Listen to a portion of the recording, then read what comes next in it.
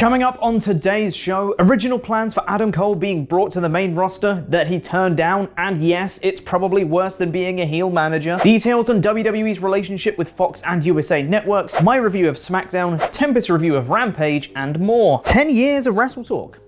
Isn't that lovely? Really, we should be celebrating 2.5 years of WrestleTalk though, because that's when I joined, and that's when WrestleTalk actually got good. See, before me, you had 500K Day and Keith Apicary. After me, you got all these channels, this lovely network of channels we've got, and Adam Blompier. You're welcome, everyone. Subscribe so I can give you more gifts. Support WrestleTalk! Adam Cole, baby. It's iconic, it's fun to say along with him. It gets over his name. It's one of the things that would easily get over on the main roster in WWE. So it's hardly surprising that during the contract negotiations with Cole after his expired following TakeOver 36, WWE thought it would be a good idea to change his name and his look.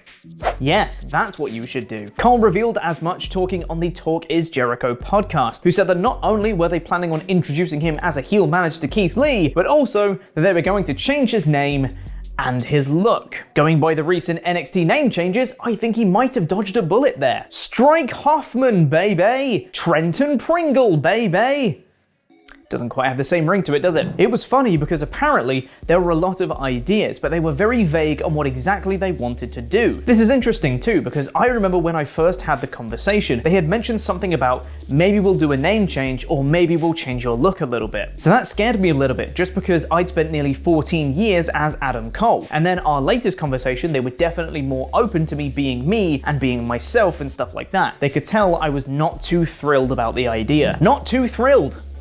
I think that's an understatement. Since WWE moved SmackDown to Fox, fans have been curious about the rock and hard place of Fox and USA Networks, with WWE caught in the middle trying to please both sides. There have been obvious instances of USA not being happy with SmackDown being the A show, such as at Hell in a Cell, where they said, well, SmackDown got a Hell in a Cell match, so we should get one too. So they did one on Raw. Fightful Select has posted a very thorough report on the relationship between WWE and the two networks, which I'd highly recommend going and reading. But some highlights include a Fox source saying that they were originally disappointed with the ratings SmackDown was doing, but understood to an extent because no one could predict how the pandemic would play out. Also, WWE originally planned to hold a Raw show at the Staples Center in Los Angeles, but this was canned, and instead they'll be hosting a SmackDown at the arena to try and appease Fox Sports some more, as they're a Los Angeles-based company. This will apparently be announced for December 10th, which I'm sure won't cannibalize the build for TLC at all. WWE and Fox have reportedly also had several high-level meetings in the last few months, and that the night before SummerSlam, there was a 4-hour dinner between Vince McMahon, Nick Khan, Fox Sports CEO Eric Shanks, and head of production Brad Zager, which was said to be productive. There's loads more in the original reports, which you can find at Fightful Select, or a condensed version at WrestleTalk.com. And in some unfortunate news, it appears Brian Cage, after having knee surgery, is out indefinitely from in-ring competition. Cage missed his scheduled match against Buddy Matthews on September 18th, and there appears to be no timetable for his return at present. His last match came against Powerhouse Hobbs on the September 1st episode of Dynamite, and he hasn't been seen on AEW since. Wishing a speedy recovery for Brian Cage. And now it's time for my review of last night's episode of SmackDown in about 5 minutes. The show began with Becky Lynch coming out to cut a promo where she made some very good points, as she tends to do, saying that, hey, Bianca was the one who started it last week, you can't blame me for getting physical, and yeah, Bianca did look dumb, you're right. I just don't like the fact that you're right this time. Bianca came out to retort, and I expected her to say something dumb to explain why Becky was still the bad guy last week, but to my pleasant surprise, she actually said some good stuff here, saying that while Becky was gone, Bianca was busy matching all of Becky's biggest accomplishments, winning the Rumble, main eventing WrestleMania. The two went back and forth a bit, and it ended with Bianca going for a handshake, which was really dumb, so Becky slapped her, because of course she did, but finally, a novel concept, the babyface stood tall after Bianca hit a KOD. Just do that but last week in her hometown. See, you can do it, you just did it wrong. This was solid stuff, but did it make me more excited for their match on Sunday? Not really. Nakamura and Boogs are backstage getting ready for Nakamura's Intercontinental Championship match, and then there's also Toni Storm, who isn't seen for the rest of the episode. Alrighty then. Nakamura then faced Apollo Crews in a very fun Intercontinental Championship match, which had a really enjoyable ending sequence featuring Boogs deadlift suplexing Commander Aziz on the outside, and a counter into a counter into a counter into a counter in the ring for Nakamura to get the roll-up win. Do this kind of stuff more often with your mid-card, please. This was great. After a recap of Reigns' exploits on Raw, winning twice, we get a promo from Montez Ford, where he called the Usos Reigns' bloodline bitches. Oh no, he said the B word, the other B word, not bloodline. This was apparently enough to warrant Reigns getting so mad that he demanded a match with Montez Ford tonight. Bitch is an incredible power word in WWE. It gets so much done. We then get Paul Heyman backstage asking for the match between Reigns and Ford to Pierce and Deville, and they say, yeah, okay. Really glad we got that segment. After a recap of Edge and Rollins, the latter cut a promo saying he still hasn't heard from Edge and it's been a week. He needs the recognition of being the one who ended Edge's career, so he recommends that Edge turns up to SmackDown next week and tells him that face to face, or he can go to his home and beat it out of him in front of his wife and kids. This was yet another great promo from Seth. He's been doing some awesome work recently. It was time for Liv Morgan versus Zelina Vega next, and with Liv facing Carmella at Extreme Rules, it was obvious that she would get the win here to continue her momentum, especially considering Zelina hasn't won a match since her return to WWE. Carmella distracted Liv by saying something at ringside, and then Zelina hit a code red and won. You know, in other weeks I probably would have gone mad and done a big rant about all of this, but I just don't have the energy today. Why can't WWE tell coherent stories? What is their problem with just doing stuff that makes sense? Happy Corbin then debuted his talk show Happy Talk, which is not a great name, I'll be honest. I do still very much enjoy the Happy Corbin character though, and it made me laugh when he introduced his first guest to be himself, and then sat in the opposite chair. He's just happy to be here. Kevin Owens then came out but got attacked by some guy on his entrance. Oh no. Corbin has a stooge. The mid-card vortex. It's coming back. Kevin Owens. Can't escape Happy Corbin's mid-card vortex. I don't think Happy Corbin needs a stooge, and I actually think it makes the character worse overall. And KO, buddy, you gotta look around more when you're making your entrances. Montez Ford cuts another promo backstage saying he wants the smoke, much like earlier. Alrighty then. Almost a Superhero Nikki, Almost a Superhero then faced Natalya, and she won. Backstage, Sami Zayn tries to corrupt Dominic Mysterio after he and his father have an argument, saying that Dominic has all the tools to succeed and his father doesn't know what he's talking about. This is good stuff. I can get on board with Master Manipulator Sami Zayn. Naomi then comes out as she doesn't have a match and demands one from Sonya Deville, who comes out and says, no, Naomi, just call her a bitch. It's how matches get made around here. Sonya gets security to come and escort her out, and boy, I sure am glad we don't have heel authority figures anymore.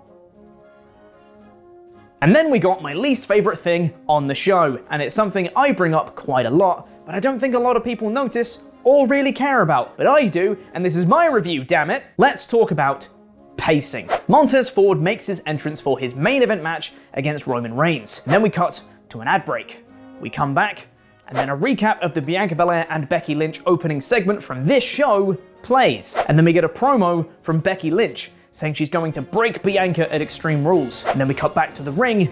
Montez Ford's music is still playing, and then out comes Roman Reigns. During Reigns' entrance, the commentators run down the full Extreme Rules card. The bell rings to start the match. We get 1 minute of match, and then it cuts to another ad break. Between Montez Ford's entrance starting and the bell ringing, there was an ad break plus 7 minutes and 40 seconds of SmackDown television, and then after that 1 minute of match, and then an ad break again. Now I understand that some people might not pay attention to this kind of thing, but it drives me absolutely insane. I don't understand how this TV show can have things so out of order. It genuinely makes me feel a bit like discombobulated watching it. Something feels off all the time. I'm not even saying you need to cut any of this stuff out, though you probably didn't need the recap of the opening segment, but even if you keep it in, all you have to do is have the recap of Becky and Bianca, have the Becky promo, have Montez Ford enter, ad break, come back from the ad break, and Roman is already entering, a novel concept, I know. A quick rundown of the Extreme Rules card with little graphics in the corner while the match starts, and boom!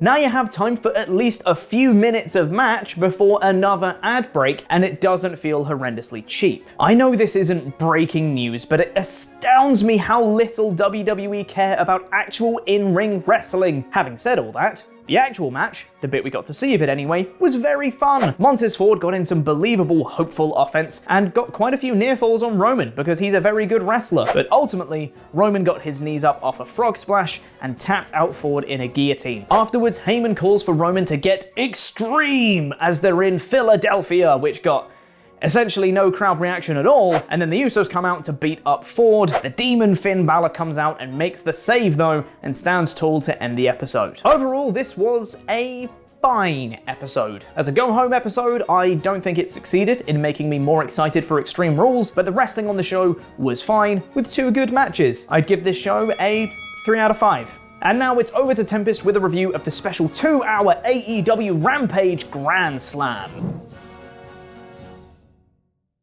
Boy, these guys make it easy to love pro wrestling. What's going on, WrestleTalk friends and fans? Tempest is back with another review of AEW Rampage Grand Slam in about 5 minutes. So this show opened up with CM Punk's first TV match in over 7 years as he took on Powerhouse Hobbs. Overall, I thought this match was very solid. CM Punk did a good job of trying to show how he was more experienced than Will Hobbs, attacking his legs during the early portions of the match and trying to gain the advantage that way. There was some clumsiness in this match as Will Hobbs took an awkward fall off the top rope during a Hurricane Rana spot, but they were able to recover nicely and CM Punk hit the go to sleep for the win. We still haven't seen that great 5-star performance out of CM Punk yet, but that's okay. It feels like they're saving that big match and having him have a bunch of really good, solid matches with young up-and-coming stars before we get to that point. This was very good. This gets a 4 out of 5. Next, we had the big 6-man tag as the Super Click took on Jurassic Express and Christian Cage. This was just so much fun, and it really did make me realize that a trios championship could be sustainable in AEW. It would do a good job of keeping the Young Bucks away from the AEW World Tag Team titles for the time being, and it would allow for many, many great matches with these 3 guys. What's not to love? Adam Cole was able to get the win on Luchasaurus, hitting the last shot, which is now just being called the Boom, which is both the most ridiculous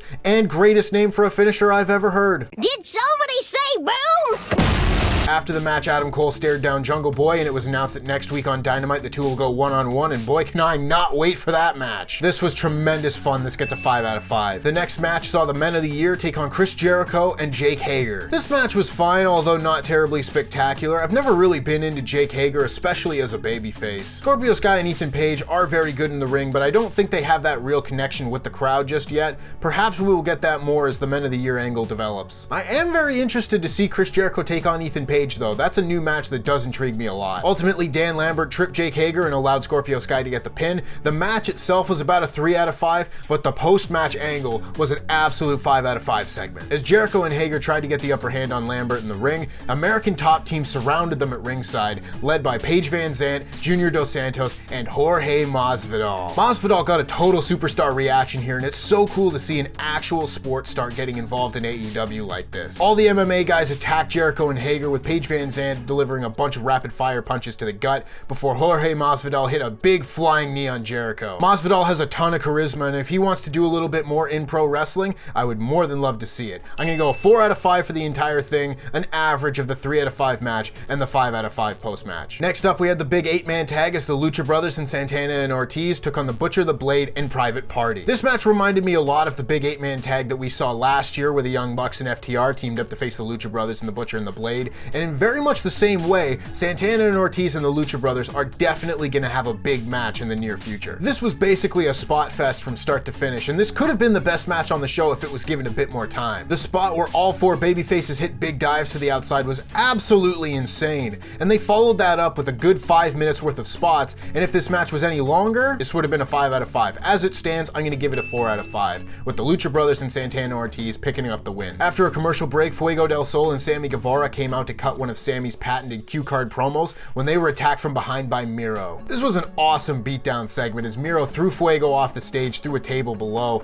and he just lay there as Miro locked in game over on Sammy. I'm so looking forward to their match this Wednesday. Miro just comes off as such an unstoppable heel. He's one of my favorite wrestlers in the world right now. I'm giving this a 4 out of 5. The next match saw Penelope Ford take on Anna Jay. This was definitely the weakest thing on the show, but I was still fairly into the match as Penelope Ford and Anna Jay went back and forth with some decent offense before the bunny got on the apron and threw brass knucks to Penelope Ford, who nailed Anna Jay and got the win. I was much more into the post-match as Ty Conti came out to make the save. It begged the question why she didn't come out at the beginning to run off the bunny. I didn't quite get that part, but she came in, also got attacked before the Hardy family office came out, and the Dark Order came out in response to run them off. I'm really into the Dark Order storyline as they were still teasing dissension between the two halves of the group, with Evil Uno and Stu Grayson leaving while the other half was offering a handshake. This was about a 2 out of 5 match with a 4 out of 5 post-match, so I'll go right in the middle and give it a 3 out of 5. We then got the main event lights out unsanctioned matches. Minoru Suzuki and Lance Archer took on Eddie Kingston and Jon Moxley. If you had told me 2 or 3 years ago that we would get Eddie Kingston and Minoru Suzuki squaring off in New York City on a nationally televised wrestling show, I would have said that you were a big dum-dum. That being said, this is everything that I want out of pro wrestling, and thank you AEW for making it happen. We didn't get the levels of craziness that we've seen in other lights out matches like with Thunder Rosa and Britt Baker or Jon Moxley and Kenny Omega. There was no thumbtacks, there was no fire, there was none of that, but this was still tremendous fun and an excellent unsanctioned match. A few of the highlights in this match saw Lance Archer beat up a bunch of AEW young boys at ringside. I don't know where any of them came from, but they were able to stand there as Lance Archer chokeslammed Jon Moxley onto the pile. Archer and Suzuki also duct taped Jon Moxley's hands behind his back, effectively taking him out for a good portion of this match while they beat on Eddie Kingston. However, everything got turned around when Homicide made his AEW debut, helping Eddie Kingston and Jon Moxley, cutting off the duct tape and allowing Jon Moxley to reverse a Gotch-style pile driver into a DDT. Moxley and Suzuki brawled at ringside while Eddie Kingston put a trash can over Lance Archer's head and wailed on it with a kendo stick for about 30 or 40 seconds before getting the pin. This was tremendous fun. This was a 5 out of 5 match. If you're getting trios titles, Moxley, Homicide, and Eddie Kingston, yeah, sign me up for that team. Overall, this was another excellent episode of Rampage. If you put this show and the Dynamite show together on a pay-per-view, this was probably the best show of the year. Overall, I'm giving this a 5 out of 5. Make sure you go out of your way to see this one. And that just about wraps it up for me. If you want to hear more of my thoughts on this week's show, make sure you go over to WrestleTalk podcast later on today, where Chopper Pete and I will be breaking down Rampage and last night's SmackDown in detail. Until then, take care, spike your hair, the whole deal, whatever you gotta do. I'm gonna sign off of this thing one way or the other. Jam that jam, LAW for life. Let's find out in this 2-on-1 handicap match where I asked both teams to book the ending of the streak.